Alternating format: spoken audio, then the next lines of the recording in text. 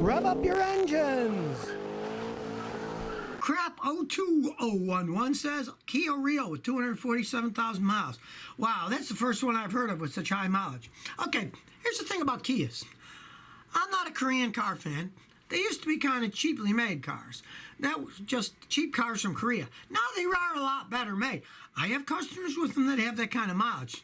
Generally, they put it on fast over a short period of time. One of my customers is the manager of these giant chain of Fiesta stores, and he has to do the whole East Texas, Louisiana area. So he put like 110,000 miles a year on his Kia, and he's got about 250 on it. It still runs good. But that said, realize if you're driving on a highway mileage is equivalent to about 10% of city.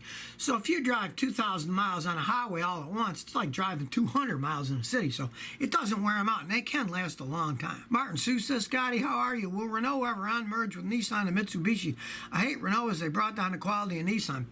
I doubt it. Once companies merge, they generally don't on-merge, unless there's a big mistake, like if you remember years ago, Mercedes bought Chrysler, and they had Daimler Chrysler, and Mercedes lost so much money on that deal that they sold off the Chrysler division, and then holding company bought it, and they were smart. They made money selling it to Fiat. Now Fiat stuck with them. So, and Fiat sales are so bad in the United States, they're thinking about pulling the Fiat brand out of the United States.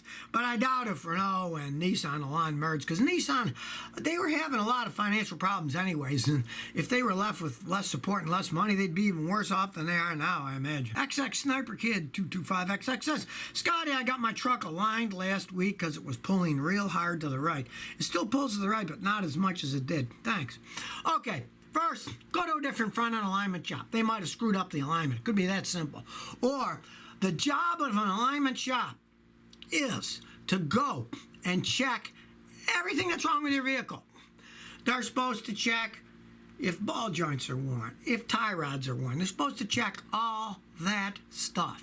So, go to another shop and have them check all that other stuff. Could be they missed something when they aligned it. If not, it could be they just did a crappy job aligning it. I mean, when you do an alignment, it's by thousandths of an inch, and people can often make a mistake when they're doing it.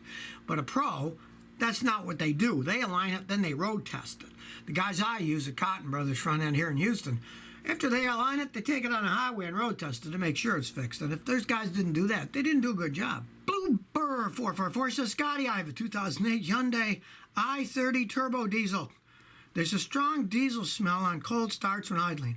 I recently replaced the EGR valve. Someone suggested it needs glow plugs. What do you think? You want to test them because they can be electronically tested. You don't want to just go and buy expensive glow plugs.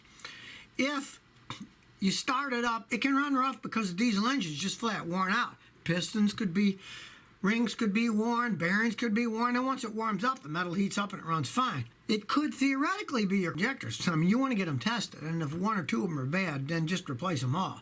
But I'd do a compression test of the engine first, because that's a more common problem, really. So if you never want to miss another one of my new car repair videos, remember to ring that bell.